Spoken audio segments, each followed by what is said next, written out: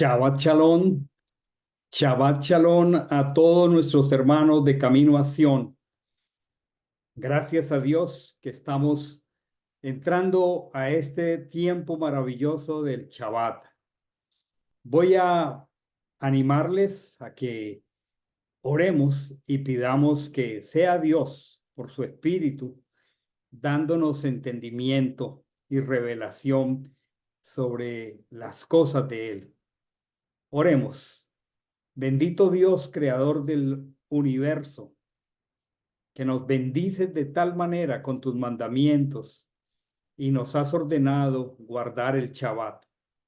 Al entrar a este tiempo, a este espacio de tu exclusiva propiedad y pertenencia, que tú diseñaste por nosotros y para nosotros, humildemente pedimos que al deleitarnos en tus cosas, al deleitarnos en ti, en tu palabra, en tus juramentos, en tus promesas, y al pedirte que nos hagas competentes, que nos des entendimiento, lo hacemos con toda sencillez, usando el nombre, sobre todo nombre, en el cielo y en la tierra, el nombre del Cordero que portó el pecado del mundo.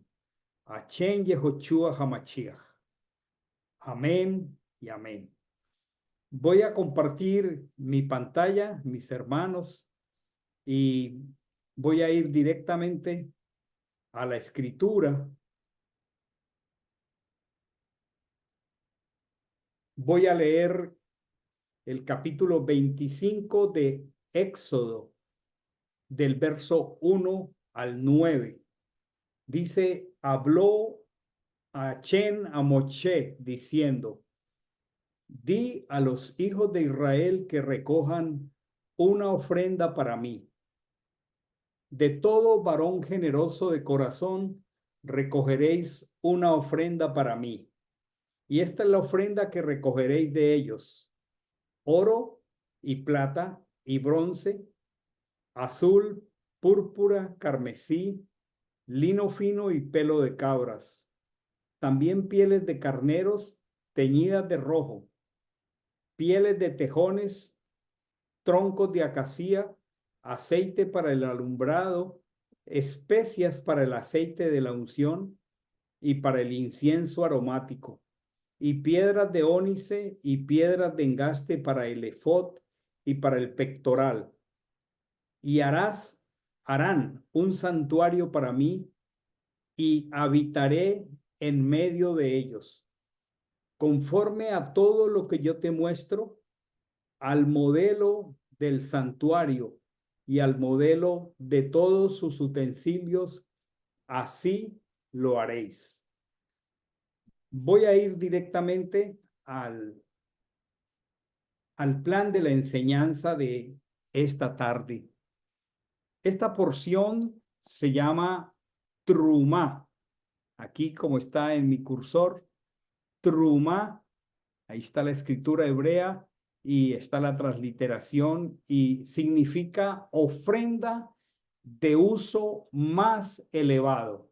Lo repito, Trumá es una ofrenda de uso más elevado. Y la porción de toda esta enseñanza parte de Éxodo 25:1 hasta el 27:19. Son 3 capítulos, pero contienen tanta y tan maravillosa información que voy a compartir prontamente el panorama. El capítulo 25 habla, como ya lo leí, de la ofrenda para construir el santuario, y habla de 3 elementos muy importantes, como el arca del testimonio, la mesa de los panes de la presencia y la menora, que hemos conocido como el candelero de bronce, de oro es. El capítulo 26 habla del santuario propiamente dicho, como han traducido el tabernáculo. Y el capítulo 27 habla del altar, del sacrificio y del atrio. Vamos inmediatamente a revisar. Hoy tenemos mucho material. El verso 1 del capítulo 25 dice, Hachén habló a Moshe diciendo. Recordemos que hasta el día de hoy, desde la semana pasada, hemos estado estudiando la parashat que se llama Mishpatim. Recordemos que Mishpatim son procedimientos, regulaciones generales de convivencia. Qué interesante esto. Primero se establece un orden para la congregación. ¿Cómo se relacionan los hermanos en la congregación? Y esto tiene un sentido espiritual muy profundo, porque sabemos por el Evangelio que Dios es un Dios de orden. Así que lo que viene, que es mucho más grande que todo lo que hemos revisado esta semana, es que Él quiere que preparemos el lugar de su presencia. Una vez que Él establece el orden entre nosotros, entonces Él quiere guiarnos a algo más alto, a algo más sublime, el preparar el lugar de su presencia. ¿Cuál es el sentido espiritual de esto? Que primero debe existir orden para que entonces se manifieste su presencia. Este es muy hermoso. Voy a animarles a que revisemos que a partir de este estudio y por muchas parachot, todo el enfoque del Señor está dirigido al Mishkan, al santuario, al lugar de su presencia. Y es porque Él anhela su presencia en medio de nosotros. Dice el verso 2, di a los hijos de Israel que recojan una ofrenda para mí. De todo varón generoso recogeréis una ofrenda para mí. Vamos a la primera palabra del glosario, la cual da nombre a la parachá. La primera palabra es la que hemos llamado ofrenda. En el glosario, esta es una truma. Aquí está el texto hebreo, la transliteración, y es una ofrenda. Esta truma viene una raíz hebrea que es la raíz rum. Y rum significa estar en lo alto. De allí la ofrenda. ¿Cuál es el sentido de la ofrenda? Las traducciones han escrito una ofrenda elevada, pero el sentido correcto es una ofrenda para un uso muy elevado, porque es la exaltación de lo que Dios nos ha dado. Así como Rum es estar en lo alto, recordaremos Isaías capítulo 6, cuando el texto de la visión de Isaías dice, en el año que murió el rey Usías, vi al Señor sentado en un trono alto, en un trono rum, muy elevado. Entonces, cuando la porción dice que levantemos una truma, está diciendo que levantemos una ofrenda para exaltar a grado muy alto lo que Dios nos ha dado. Así que el término una ofrenda alzada o elevada, sin esta explicación, no nos comunica el sentido profundo de lo que es una truma. Y lo más interesante, dice, todo varón generoso de corazón. En otras palabras, esta era una ofrenda voluntaria. No fue una ofrenda impuesta. Esto es maravilloso, porque no fue producto de la manipulación, no fue producto de la culpa. Fue una ofrenda elevada, exaltar lo que Dios nos ha dado. ¿Y qué había dado Dios a Israel? Bueno, ellos habían técnicamente desposeído a Egipto. Y ahora de todo eso que ellos tenían, el Señor con un propósito muy alto, les está pidiendo que exalten de eso que Dios les ha dado una truma para darle un uso muy elevado. ¿En qué consiste el uso muy elevado? Vamos a ir avanzando esta noche. El verso 7 al 4 dice los materiales, dice azul, púrpura, carmesí, lino fino, pelo de cabras, pieles de carnero teñidas de rojo, troncos de acacia, aceite para el alumbrado, especies para el aceite de la unción y para el aceite aromático, piedras de ónice, piedras de engaste para el efod y para el pectoral. Esta es la determinación de la ofrenda. Aun cuando la ofrenda fue voluntaria, esa exaltación de aquello que Dios les había dado, a pesar de que la ofrenda fue voluntaria, el que determinó los materiales y la calidad de los mismos fue el Señor. Lo más maravilloso, como lo leeremos más adelante, es que el pueblo trajo con tanto entusiasmo y con tanta generosidad que la ofrenda superó las necesidades. Más adelante vamos a ver que ellos, los sacerdotes, le comunicaron a Moche que la ofrenda era demasiado y tuvieron que detenerla. ¡Qué maravilloso! Entonces, ¿cuál es el propósito de esta ofrenda que puso en alto el nombre de Elohim? El verso 8 lo dice y también nos permite entender por qué fue tan grande el entusiasmo. El verso 8 dice, y harán un santuario para mí. Y lo más bello, el verso 8 sigue diciendo, y habitaré en medio de ellos. Este es el propósito más alto de Elohim para su pueblo, habitar en medio de nosotros. Ahora, recordemos que el pacto, que es un solo pacto en la escritura, dado por Elohim a Abraham, es, yo seré su Elohim y ustedes serán mi pueblo. Ahora, el propósito del pacto es que si Él es nuestro Elohim y nosotros somos su pueblo, Él debe habitar en medio de su pueblo.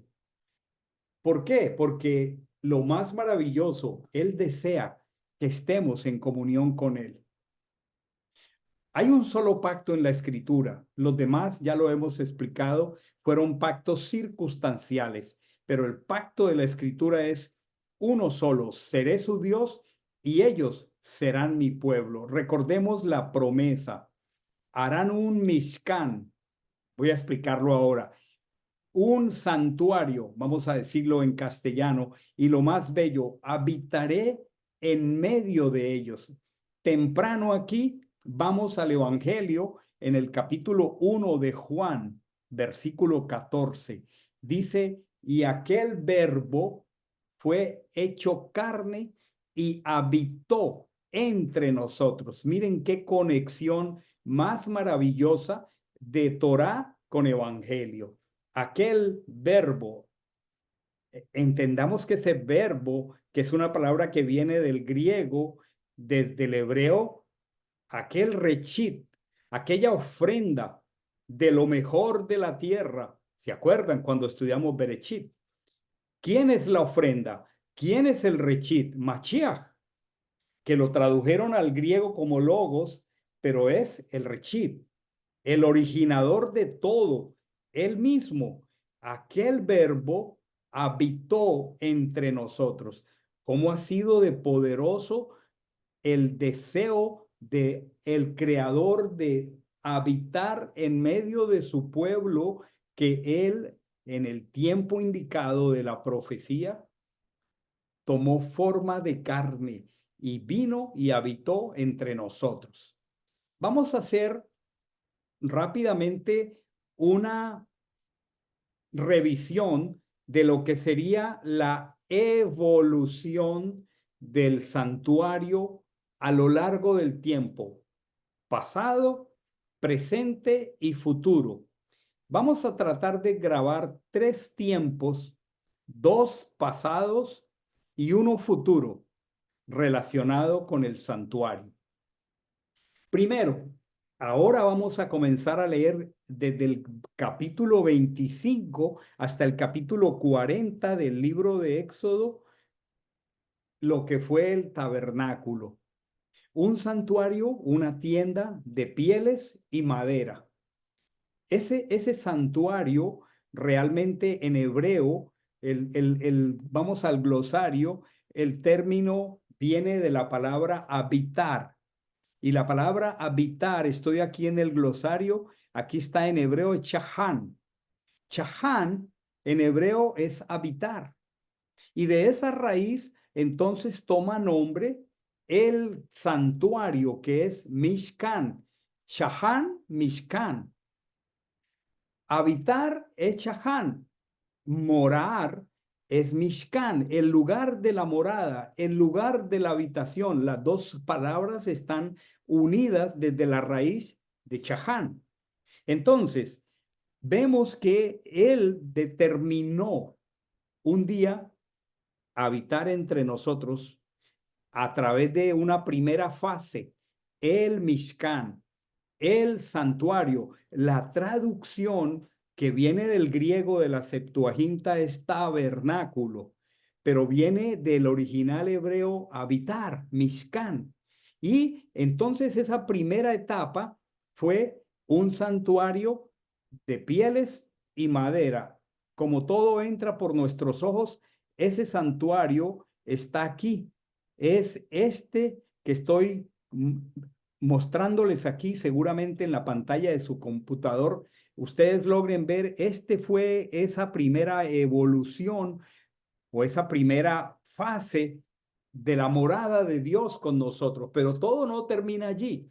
Esta fue la primera fase. La segunda fase, este fue el santuario de pieles y madera. La segunda fase es el santuario de piedra y madera, que es el primer templo, el templo de Salomón, que fue luego reconstruido después de la dispersión de la babilónica y que era el segundo templo en la época de Mashiach. Ese es el segundo templo, pero yo quiero que vayamos temprano al Evangelio. Es muy hermoso. El Evangelio dice en Juan 2:19. Él está en el templo, Mashiach, y está con los escribas y fariseos, y él les dice, Juan 2:19, respondió Jesús y les dijo, destruid este templo, y en 3 días lo levantaré.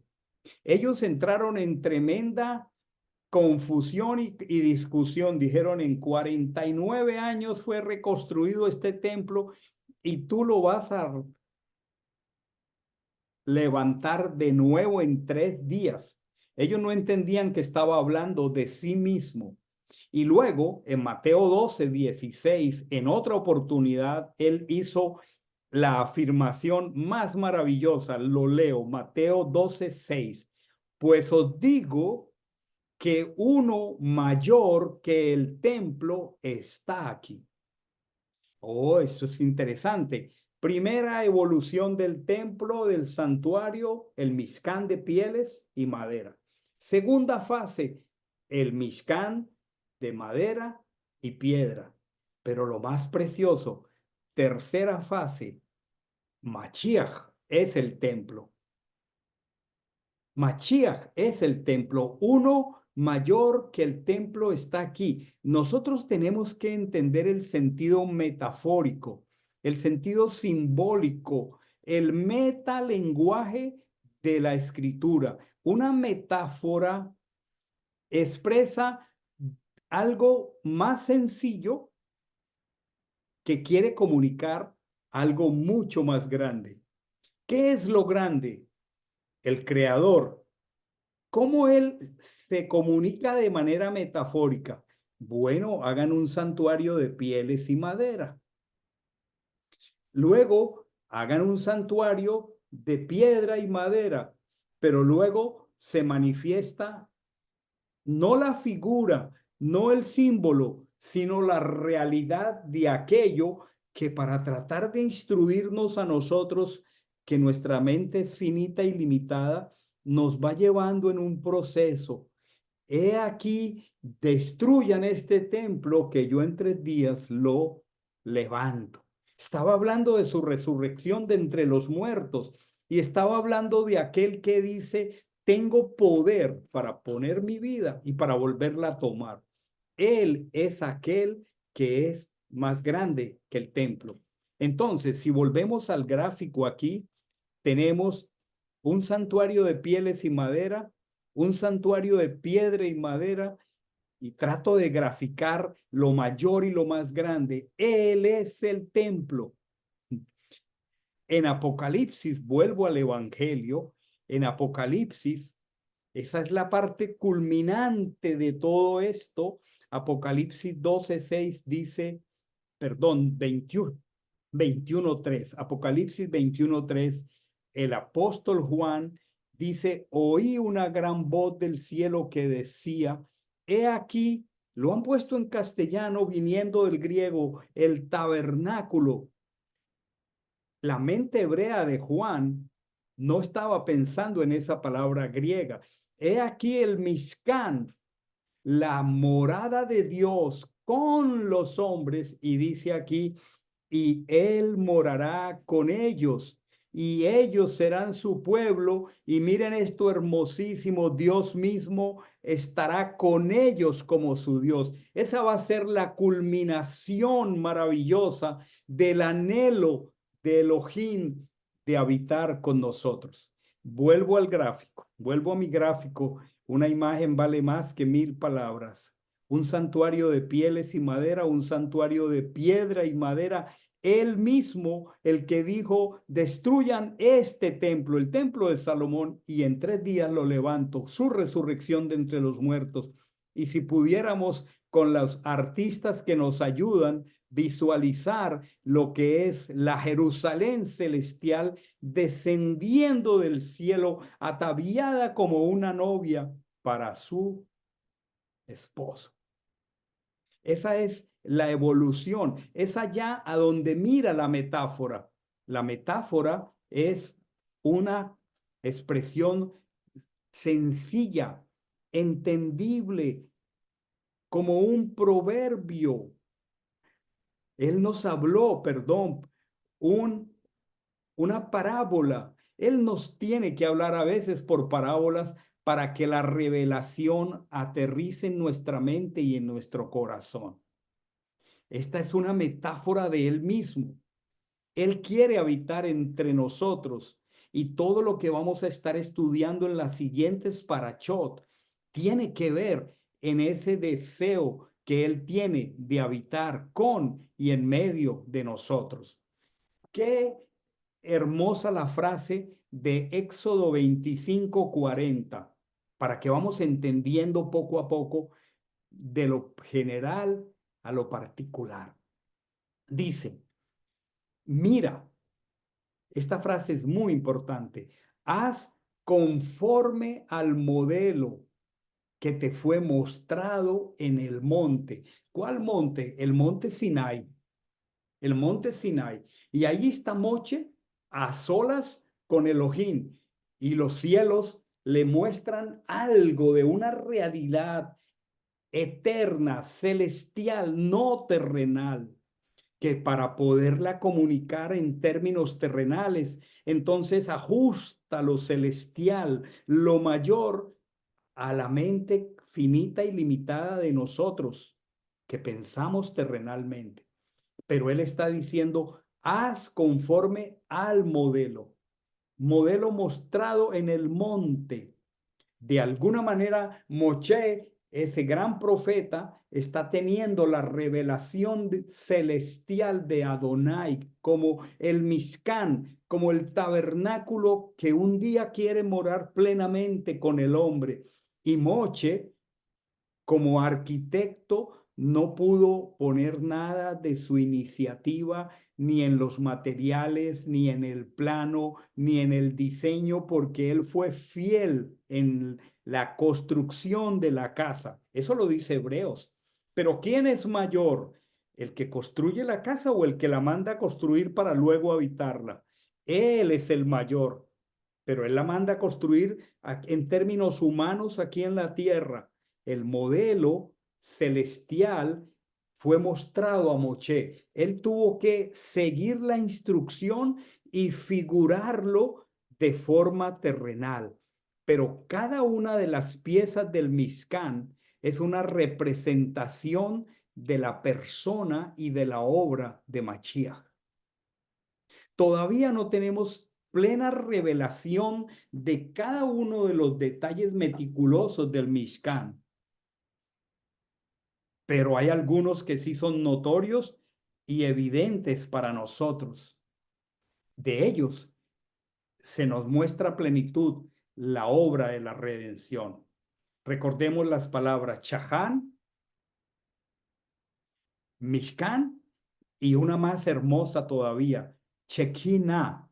La Shekinah ya es la presencia de Dios, él mismo morando en medio de su pueblo. Qué maravilloso poder entender esto en el idioma original en que fue escrito, porque el castellano no puede, porque no es un idioma bíblico, ningún idioma aparte del hebreo puede comunicarnos esta verdad.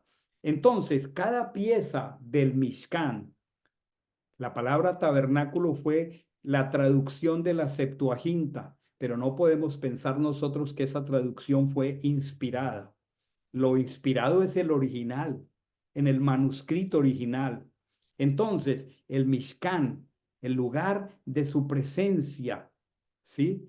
El Mishkan es el mismo lugar donde Elohim manifestó su amor.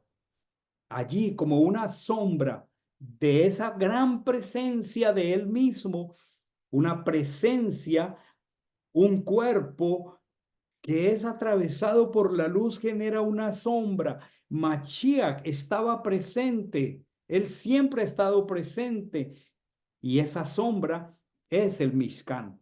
Pero para que haya una sombra tiene que haber un cuerpo. Entonces, esa presentación o esa representación de la persona y de la obra de Mashiach manifiestan su amor, porque todo lo que ocurría allí para que nosotros podamos tenerlo a Él entre nosotros es una obra de su amor. Es el lugar donde nosotros podemos interactuar con Él sin temor. Yo les animo a partir de ahora, en creciendo, todo lo que vamos a estar estudiando hasta el final de Éxodo, habla de la presencia del Señor en medio de nosotros.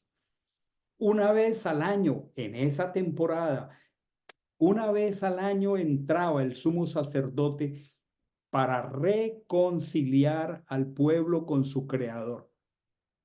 Es el lugar donde podemos habitar sin temor, porque Él es verdad y Él es amor, pero también Él es fuego consumidor. Allí en ese lugar murieron Nadab y Abiú cuando entraron embriagados a ofrecer fuego extraño que Dios nunca les ordenó. Miren este versículo del Evangelio, Primera de Timoteo 1:8. Voy al Evangelio, Primera de Timoteo 1:8. Dice, sabemos que la ley, han traducido ley, es la Torá. Cada que tú leas en el Nuevo Testamento y aún en tu Biblia ley, piensa en Torá, es instrucción. Sabemos que la Torá es buena si uno la usa legítimamente. Pero ¿qué pasó con Nadab y Abiú? No usaron legítimamente la Torá. ¿Y qué pasó? Se presentaron embriagados ante la presencia del Dios Santo. Y esa presencia santa, ellos murieron allí. ¿Por qué? Porque la Torá es buena si uno la usa legítimamente. Vamos ahora ya a empezar a ver las instrucciones de cada uno de las partes de este santuario. Hoy solamente vemos una parte en el desarrollo de todas las parachot que siguen a partir de hoy. Vamos a ver el edificio completo, pero vamos a ir a algo muy hermoso. Vamos a leer versículos 10 al 22, que es el arca del testimonio, y vengo aquí a mi escritura. 10 al 22 dice: harán pues un arca de madera de acacia, su longitud será de 2 codos y medio, su anchura de codo y medio, su altura de codo y medio, y la recubriréis de oro puro, la recubrirás por dentro y por fuera, y harás una moldura de oro alrededor de ella, y fundirás para ella 4 argollas de oro que pondrás en sus 4 esquinas, 2 argollas a un lado de ella, 2 argollas al otro lado. También harás unas varas de madera de acacia y las recubrirás de oro, y meterás las varas por las argollas a los lados del arca para cargar el arca con ellas. Las varas estarán en las argollas del arca, no se quitarán de ella. Y pondrás en el arca el testimonio que te daré. Y luego dice: harás un propiciatorio de oro puro. Aquí esta palabra, si tienes tu Biblia de papel, pon una notica al lado. Harás el reconciliatorio de oro puro. Y ahí está la longitud. Dice: y en los extremos del propiciatorio harás 2 querubines de oro labrados a martillo, los harás. ¿Sí? Y luego en el verso 21, salto hasta allá por falta de tiempo, pondrás en el reconciliatorio, perdón, pondrás el reconciliatorio encima del arca, y dentro del arca pondrás el testimonio que te daré. Versículo 22, la clave de esto: y allí me reuniré contigo, con Moche, entre los 2 querubines que están sobre el arca del testimonio, y por encima del reconciliatorio hablaré contigo todo lo que haya de ordenarte para los hijos de Israel. Esto es maravilloso. Entonces, ¿qué es el propósito del arca? Recordemos el término y tratemos de aprenderlo. El arca del testimonio, grabemos el testimonio. ¿Qué contenía esta arca? Que podemos verla aquí en mis gráficos. Esta es el arca, esta que estoy haciéndoles visualizar aquí. El arca. ¿Sí? Encima de esta era un recipiente de madera, de acacia, cubierto por dentro y fuera con oro, que tenía estas argollas y estas varillas para que los responsables de llevarla en los distintos viajes la llevaran. Y encima estaba lo que se llama el reconciliatorio. Vaya con mi cursor aquí. El reconciliatorio, que hemos visto la traducción como propiciatorio, viene de una palabra hebrea que se llama capore, ¿sí? Tal vez para muchos de nosotros que leemos historias de la cultura judía, hemos escuchado de Yom Kippur, Yom Kippur, y hemos escuchado de la guerra de Yom Kippur. Bueno, eso fue en un día de Yom HaKippurim. Esa palabra reconciliatorio en hebreo es caporet, caporet. Viene aquí la porción, el hebreo caporet, y significa reconciliar. Viene de una raíz que es kafar, kapar. De allí viene la palabra kippur, como yom, que es día. Yom HaKippurim, el día de la reconciliación.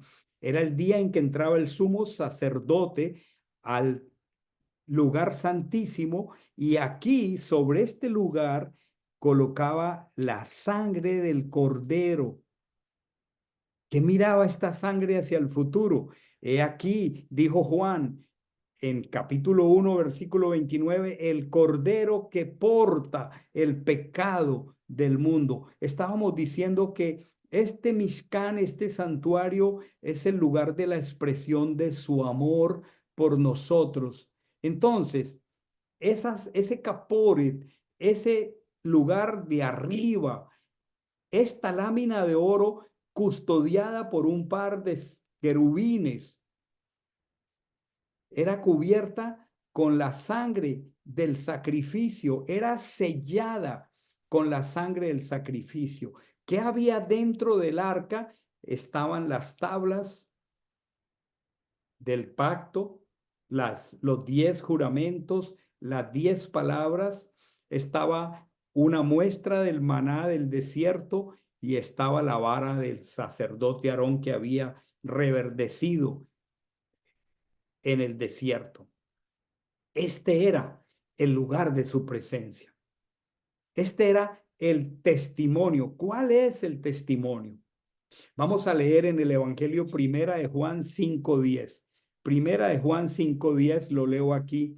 Dice, el que cree en Mashiach, el Hijo del Hombre, el que cree, el que confía, tiene el testimonio en sí mismo. El que no cree ha hecho mentiroso a Elohim porque no ha creído en el testimonio que Elohim ha dado acerca del Hijo del Hombre. ¿Qué había dentro de el arca? La Torá. ¿Quién es la Torá viviente? Como dice Juan 1:1, el verbo, la palabra, se hizo, se manifestó en carne. Mashiach es el testimonio. Mashiach es la Torá viviente. Mashiach es el maná. Mashiach es el pan del cielo, el pan que vino del cielo. Y también él es el gobernador. La vara de Aarón significaba que un día el sumo sacerdote también tendría el cetro del gobierno. ¿Cuál es el testimonio del arca? Mashiach mismo, la Torá, el pan de vida. Después había otro mueble que se llama la mesa de los panes de la presencia. Voy a hablar de esta mesa aquí. Aquí está. Espero que estén viendo estos gráficos. Seguramente no son lo suficientemente grandes, pero aquí en mi presentación también tenía sus argollas, también tenía sus varas para que la portaran y habían 2 hileras de 6 panes cada hilera que eran hechos e introducidos en el santuario de Shabbat a Shabbat. ¿Y por qué eran 12? Porque representan al pueblo que está en pacto con el Eterno, las 12 tribus de Israel. La traducción en castellano dice la mesa de los panes de la preposición, pero la pregunta es, la mesa de los panes de la preposición. Si vamos al hebreo, descubrimos que es la mesa de los panes de la presencia. Voy al glosario con ustedes porque esto lo mejor es verlo desde la escritura. La palabra que usan allí es panim y panim es rostro, exactamente el rostro del Creador. Por eso son los panes de la presencia. ¿Quién es el pan que descendió del cielo? Mashiach. Volvemos al lenguaje metafórico, la figura grande que la vamos enseñando en porciones más pequeñas. Un pan es una figura pequeña del pan que descendió del cielo. Allí estaba la presencia de Hashem manifestada en ese pan. Pero ¿qué dice la escritura? En el Evangelio, él dice, yo soy el pan que descendió del cielo. Yo soy, y le dice muy claro, vuestros padres en el desierto comieron el maná, pero yo soy el pan, el ente, la entidad más grande expresada metafóricamente en un pan. La entidad más grande, el templo mismo, expresada en un santuario de pieles y madera o de madera y piedra, pero Él es el Mishkan que morará con nosotros y nosotros con Él y Él es nuestro Elohim. Esto es hermoso entenderlo, ¿cierto? Entonces, continuamos aquí, la mesa de los panes, cuando leas preposición, entiende que es los panes de la presencia. Entonces, ¿qué era el arca? Era el lugar de su presencia. Él allí de manera metafórica, de manera simbólica, se manifestaba Moche. Y ahí su presencia era evidente. Muy bien. Luego, él nos da otra instrucción entre los versículos 31 y 39 que también lo muestra él. El arca es él, el arca del testimonio, el testimonio es él. La mesa con los panes, él es el pan de Israel. Él es el pan que descendió del cielo. Las tribus son el sinónimo del pueblo de él. Y luego aparece otro tercer elemento. Voy aquí. Es este que estoy señalando con mi cursor, que lo hemos traducido como el candelabro. Viene de la palabra hebrea menora, y la palabra menora viene de la raíz nerot. Nerot es una lámpara. Nerot es lámpara. De esa palabra lámpara viene la palabra menora, que es una construcción de aproximadamente 2 metros de altura con varas que tenían unos diseños, unas copas, unos frutos de almendro. Todas las varas eran iguales y tenía una vara central. Todo esto fue hecho de una sola pieza.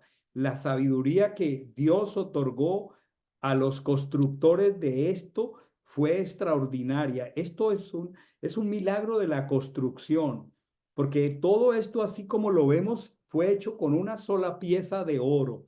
Ahora, miremos aquí. Él es el testimonio. Él es el que nos reconcilia. Él es el pan que descendió del cielo y Él es la luz del mundo. Todo esto invita a su presencia. Toda esta es su presencia. Por cuestión de tiempo no estoy leyendo los textos. Acuérdense que la porción va de Éxodo 25 a Éxodo 27. Él dijo, soy la luz del mundo. ¿Sí? Cada brazo tenía 3 copas, el fruto de la flor de almendro. Además tenía una base de escalones para que el sumo sacerdote entrara cada mañana a encender las lámparas. Y todo, como ya les dije, fue hecho de una sola pieza. Entonces, todo esto está describiendo básicamente 2 lugares de el santuario. El primero, donde estaba el arca del testimonio con los querubines encima del reconciliatorio, ese es el lugar santísimo propiamente dicho. Y en un espacio anterior estaba entonces el lugar santo, que contenía básicamente el, la menora, los panes de la presencia, y algo que no se menciona en esta parachá porque se menciona mucho más adelante, que era el altar de la oración. Ese no está mencionado aquí. Vuelvo aquí al texto muy importante. Vuelvo al texto muy importante, versículo 25, versículo 40 del versículo 25. Mira, lo repite 3 veces en todo esto. Mira, haz conforme al modelo de ellos que te fue mostrado en el monte. Nada de nuestra búsqueda de Dios parte de nuestra iniciativa. La iniciativa propia para buscar a Dios se llama religiosidad, pero eso no satisface las demandas de santidad del Señor. Mira, hazlo conforme al modelo que te fue mostrado en el monte.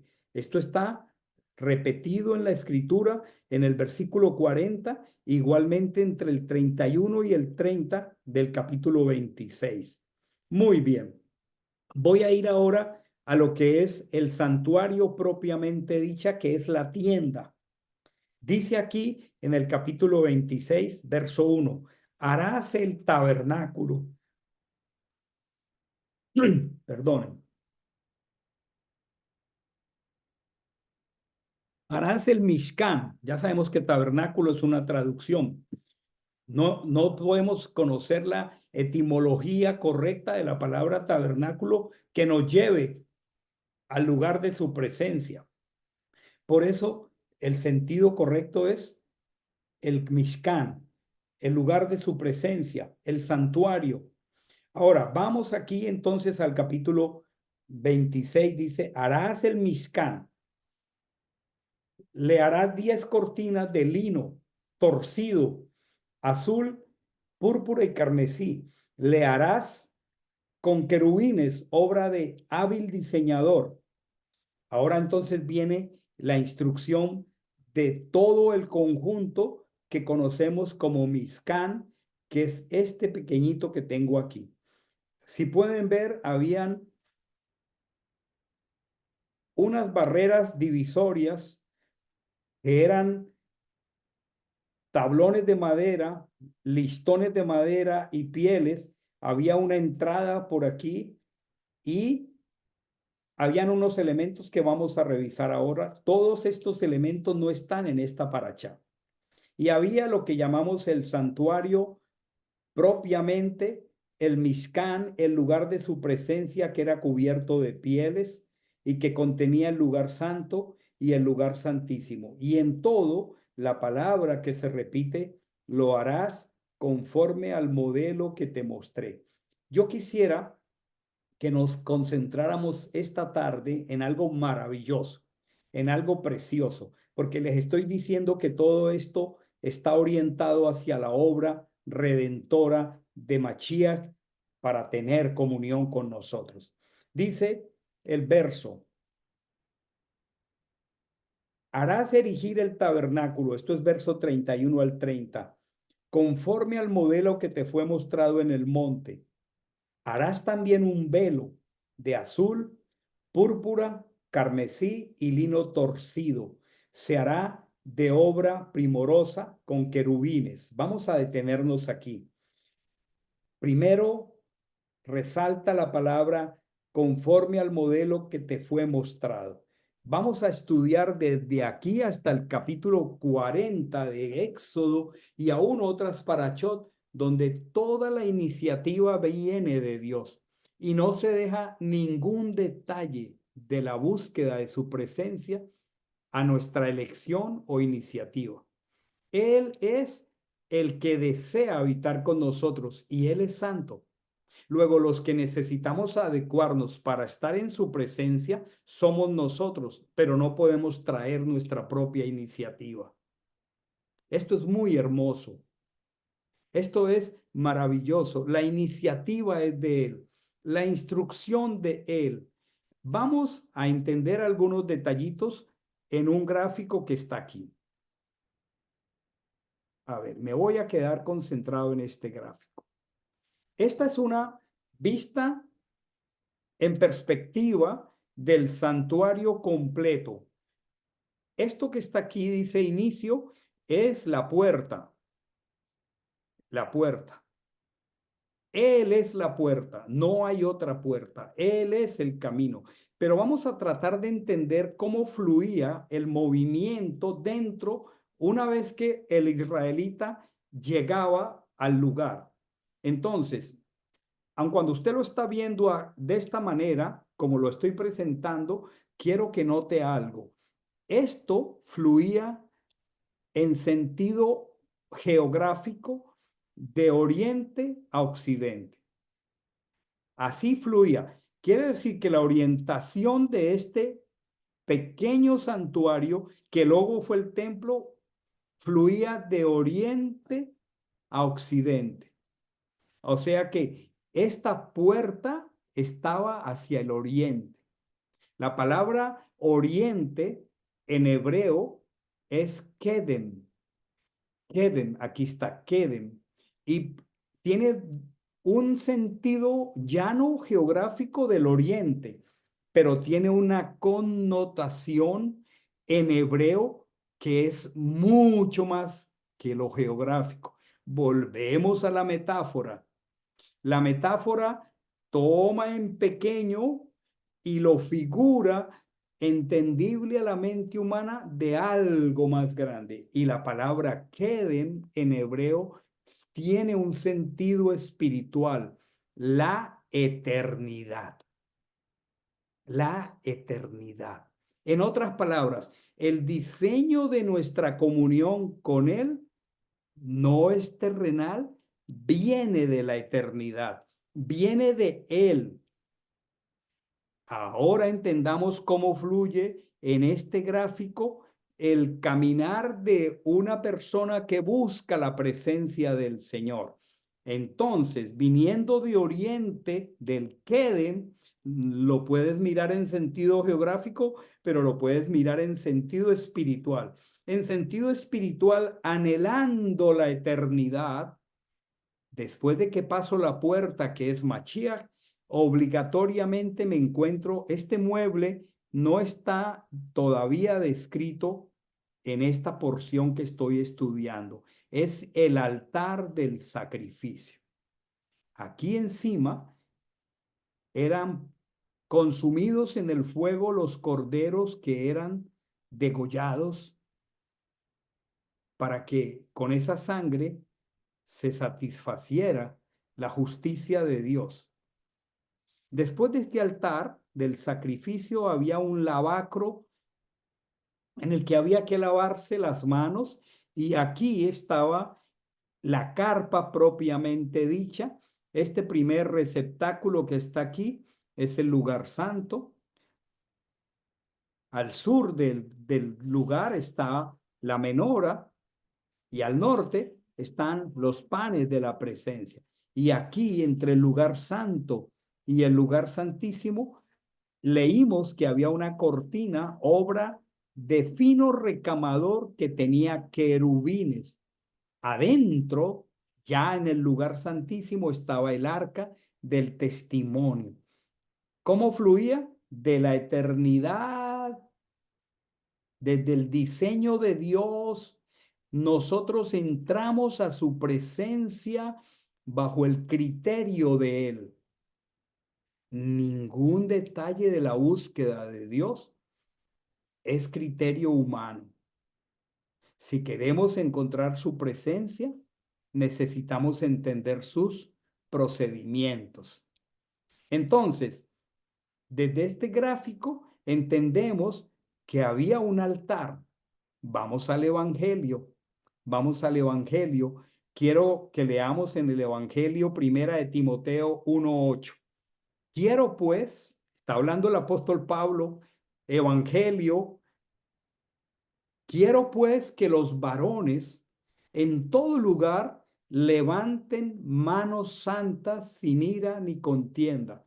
¿Cómo un varón levanta manos santas sin ira ni contienda? Tenemos que volver al gráfico.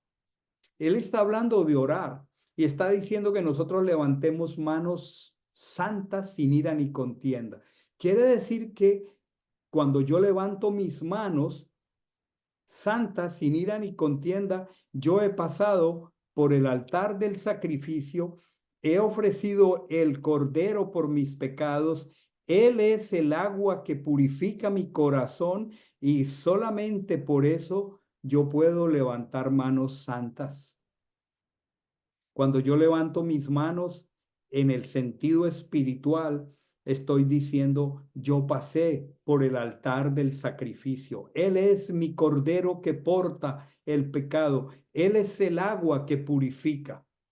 Y entonces, una vez esto, él seguía fluyendo del Queden, del oriente hacia el occidente, y entonces dice la escritura que luego que se encuentra con el lavacro, se encuentra con el lugar santo, se encuentra con la luz del mundo, que es la menora, se encuentra con el pan de vida, que es Mashiach, y se encuentra con el altar del sacrificio, el altar de la oración. Él es nuestro sumo sacerdote. Todo esto no está descrito aquí, el altar de la oración, porque no hace parte de esta paracha. Pero aquí quiero que notemos que había un velo. Ese velo en hebreo se llama paroje, paroje, y es una cortina. También les escribí aquí que Kedem geográficamente significa el oriente, pero que su sentido espiritual es la eternidad. Entonces, fluyendo allí de oriente a occidente, nos encontramos que había una situación, una barrera que impedía franquear el paso hasta que Mashiach viniera y se presentara aquí como el Cordero. No se había manifestado, dice el libro a los Hebreos, el camino al lugar santísimo. ¿Por qué no se había manifestado? Porque él no se había humillado. Fue hasta que él se humilló que ahora nosotros podemos entrar al lugar santísimo. Pero había algo que franqueaba, era como una barrera. Vamos a ver aquí en el panorama. Génesis 3:24. Vamos a recordar capítulo 3 de Génesis. Es la historia de la caída del hombre. Dice la escritura en Génesis 3:24 en las versiones castellanas, así pues expulsó al hombre. Acuérdense que en el parójet, en la cortina, había dos querubines bordados de manera primorosa, dice el texto. Dice el texto, harás también un velo de azul, púrpura, carmesí y lino torcido, se hará de obra primorosa con querubines. Estos son una clase de mensajeros celestiales. Pero en el capítulo 3, versículo 24 de Génesis, en relación a la caída del hombre, dice, así pues expulsó al hombre. ¿De dónde expulsó al hombre? Esto lo aprendimos en la Parashá Berechit, lo expulsó de la Adamá, de ese enclave que él trajo del oriente, del Edén. Cuando leímos Génesis dice que plantó un huerto en el oriente. La traducción necesita una aclaración. Él plantó un huerto desde el Edén, desde la eternidad. Él trajo al Eretz, la tierra a donde fue expulsado Hasatán por su rebelión. Él organizó, acuérdense, Berechit Bará, Elohim Berechit Bará, Elohim el Enrechit o con Rechit organizó el desastre cósmico de la caída de Hasatán. Y dentro de esta tierra donde puso a Hasatán, trajo desde la eternidad un enclave llamado Adamá, en donde puso a Adán. Desafortunadamente, Adán y su esposa desobedecieron la orden de comer del árbol de la vida. ¿Quién es el árbol de la vida? Mashiach es el árbol de la vida. La Torá es árbol de vida. Y en los límites entre Adamá y Eretz estaba el árbol del otro conocimiento, bien y mal. Una palabra engañosa, bien y mal, eso solo viene de Hasatán. Y ellos salieron del límite de Adamá y tomaron del árbol del otro conocimiento, adulteraron. Y por eso la escritura dice en Génesis 3:24 que fueron expulsados. La palabra hebrea más exacta es fueron divorciados. Y entonces situó los querubines, dice, al Queden del huerto del Edén, del Gan Edén, con una espada flameante que oscilaba aquí está la traducción, para guardar el camino del árbol de la vida. Lo que dice el texto hebreo es, Hashem Elohim dijo, ciertamente el hombre ha llegado a ser como uno de nosotros después de conocer lo bueno o malo, el árbol mentiroso. Y dice, no sea que ahora extienda su mano y tome también del árbol de la vida. ¿Sí? Este Adán terrenal que llegó a ser conocedor del bien y mal, ¿sí? Ese es el sobrenombre del árbol que ofrece Hasatán, ¿sí? La única manera como podía pretender recuperar su comunión con Dios era alargar la mano para tomar el árbol de la vida. Pero para tomar el árbol de la vida, nosotros necesitamos la obra de Mashiach. Y por eso, a la entrada del lugar santísimo, vuelvo a mi gráfico, está el parojet, este velo azul que tiene dos querubines, los mismos que estaban guardando el camino del Gan Edén con sus espadas, porque el árbol de la vida es Mashiach. Una de las riquezas del hebreo es que personaliza atributos de la deidad, los personaliza, pero está hablando de la deidad. Al hablar de la Torá como árbol de vida, está personalizando un atributo. Y cuando habla de la sabiduría, que la sabiduría habla, la sabiduría es la personificación de un atributo de Mashiach, la Torá. Cuando leamos la escritura tenemos que entender lo literal y lo metafórico, porque la escritura tiene un metalenguaje.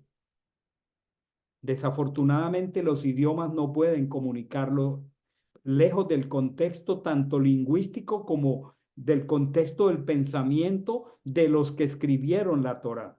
Entonces, volviendo aquí, estos querubines impedían el paso al lugar santísimo.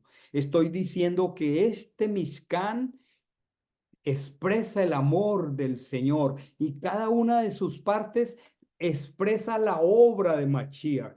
El libro a los Hebreos dice que todavía no se había manifestado el camino al lugar santísimo porque Mashiach todavía no había sido sacrificado. Pero vamos al Evangelio en Hebreos capítulo 10, versículo 19 al 20. Dice así que, hermanos, teniendo confianza para entrar en el lugar santísimo por la sangre de Yehoshua, la cual nos abrió un camino nuevo y vivo. Escuchemos esta expresión del Evangelio, por medio del velo. Nos está llevando de este velo aquí, este velo se abrió para que en la resurrección de los muertos, al Mashiach su majestad regresara al lugar de siempre, este velo se abrió. Para que su majestad Mashiach, con la sangre que había puesto sobre el reconciliatorio, su propia sangre, nos abriera el camino nuevo y vivo a través del velo que era un símbolo, una metáfora de su cuerpo que fue rasgado, que fue molido por nuestros pecados. Qué preciosa es la obra de Mashiach. Qué hermosa es la única manera como Él toma la iniciativa para que nosotros tengamos comunión con Él. El capítulo 27 habla del altar del sacrificio y el atrio, pero me quería enfocar en la obra preciosa del velo que se abrió.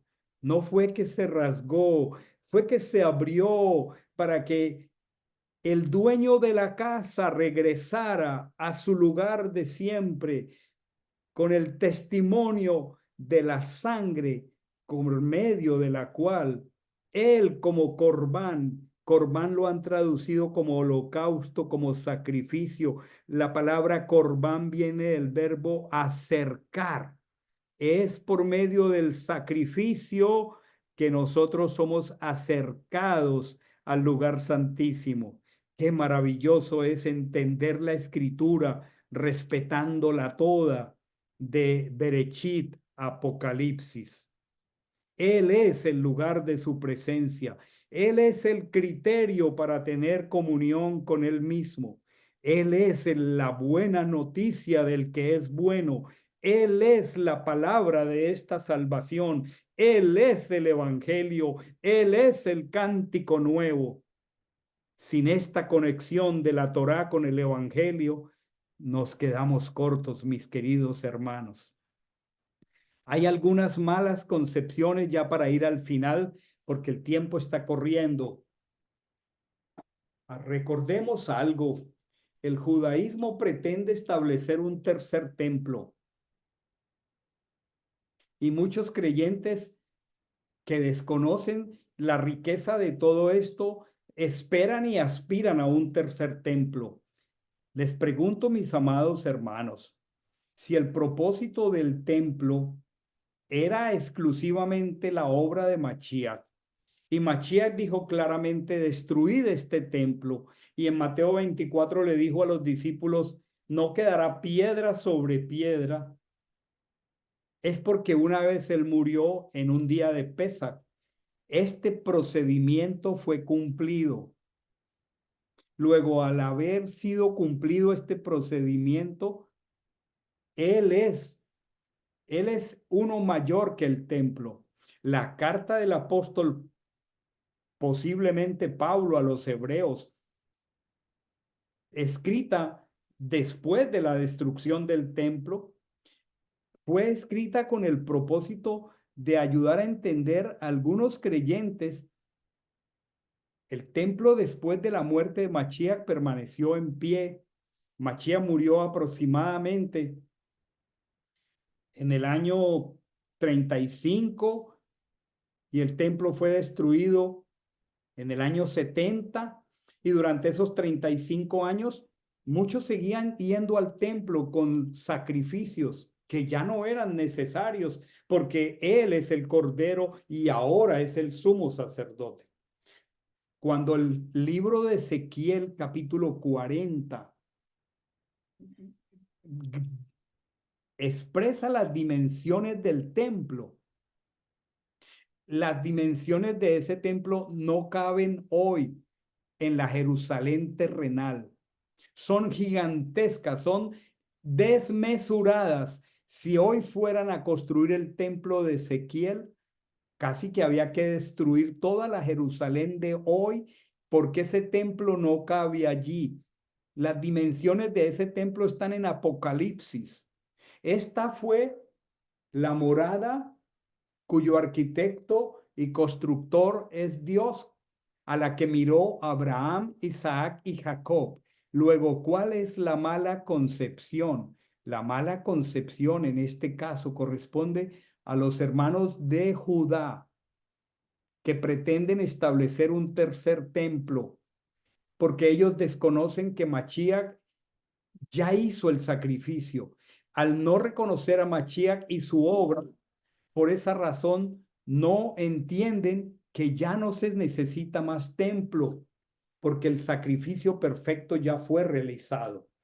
Como les dije, las proporciones del templo de Ezequiel. Lean Ezequiel 40, por favor, y dense cuenta que las proporciones de ese templo son descomunales y que no caben en la Jerusalén actual, porque el lenguaje es figurado, porque el lenguaje es metafórico y corresponde a la Jerusalén de arriba.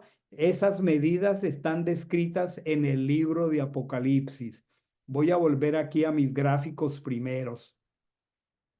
Aquí está la evolución del templo, el santuario de pieles y madera, el santuario de piedra y madera, uno mayor que el templo que ya estuvo aquí. Este es el templo, la Jerusalén celestial. Esto es algo que los artistas tratan desde su imaginación de visualizar, que viene de arriba. Esta es la expresión de Apocalipsis. He aquí el Mishkan de Dios en medio de los hombres. Entonces es una mala concepción pretender reconstruir hoy un tercer templo. Una mala concepción es que muchos creyentes miren con lentes equivocados lo que han llamado como el Antiguo Testamento. Lo miran como una historia y esto les impide una historia pasada, antigua. No es el Antiguo Testamento. El término correcto desde el hebreo es el pacto de los antiguos, el pacto con los antiguos, el pacto con los padres, Abraham, Isaac, Jacob y las 12 tribus. No es el Antiguo Testamento, es el pacto con los antiguos, pero nosotros le hemos dado en llamar el Antiguo Testamento. Mantener vivo el sentido de nuestra redención implica mantener vivo el entendimiento de la Torá. Pero al ver esto como una historia pasada que ya no tiene pertinencia, es un error que no nos permite a que muchos mantengan viva la plenitud de la obra de nuestro Redentor. ¿Cuál es el aspecto central de esta porción que me emociona compartir? El aspecto central es Elohim, el creador del universo, el rey de reyes, Yehoshua HaMashiach, el cordero que portó el pecado del mundo, anhela que su presencia sea una realidad permanente en medio de sus hijos, en medio de su pueblo. Esto es lo que me queda de la revisión de estos textos. Número dos, nosotros debemos responder a su deseo de tener comunión Él con nosotros. Pero para nosotros es importante, es necesario conocer los criterios de su santidad para no solo buscarlo, sino encontrarlo. El secreto no es buscarlo, sino encontrarlo. La escritura dice, me buscan los que me hallan. Pero la escritura dice, el que cree en mí, como dicen los escritos. Y los escritos incluyen la Torá. Dice, de su interior correrán ríos de agua viva. No solamente buscarlo, es encontrarlo. Y lo encontramos cuando entendemos, número uno, que Él es santo. Y cuando aprendemos a acercarnos a Él mismo de la forma correcta. Que Dios bendiga nuestra vida, que el Señor nos dé entendimiento en todo. Les animo a que revisen detalladamente el texto de Éxodo 25, 26 y 27, creo que hasta el verso 19, hasta ahí llega esta porción. También les animo a que encuentren las porciones diarias a partir del domingo en nuestra página web y en Facebook de toda esta enseñanza mucho más completa que lo que yo hago aquí en hora 10, hora 15 minutos, y que nos gocemos y alegremos. La escritura dice, la comunión íntima de Hachén es con los que guardan su pacto. Es guardando el pacto. Es a través del procedimiento de él que tenemos comunión íntima con Hachén. Que tengan un hermoso tiempo de deleite y de Shabbat, que disfruten del entendimiento de la escritura. Les veo mañana a las 5 de la tarde, hora de Miami, cuando tengamos nuestro cierre de Shabbat. Shabbat, Shalom para todos. En cada una de nuestras familias haya Shalom. Les veo mañana. Bendiciones para todos.